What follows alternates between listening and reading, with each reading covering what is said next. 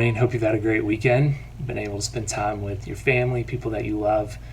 So if you live in Tucson or even in the surrounding community, you know that this time of year is what's known as monsoon season for us. And in fact, we've even recently had some great monsoon storms that have rolled through the area.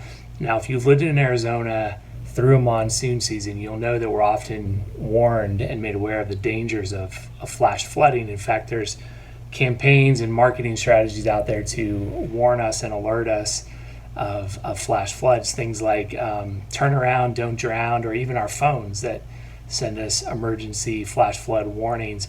And the whole idea is that when a storm comes through and there's a heavy and hard and sudden rain, all of that water is going to very quickly find its way to low-lying areas. And so the warning to us is always to seek higher ground and to stay out of those low-lying areas where danger lurks.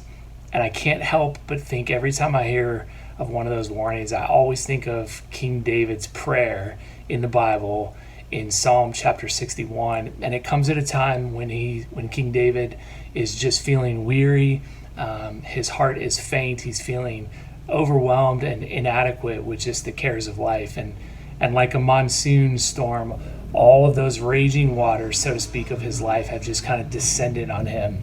Well, listen to his prayer to God in Psalm 61, verses 1 and 2. It says this: "Hear my cry, O God, and listen to my prayer. From the end of the earth I call to you.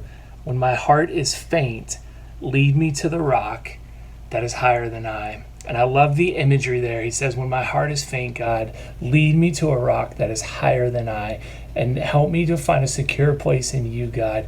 Take me to a rock, take me to a higher place that I cannot get to myself, but don't let the cares of my heart sweep me away.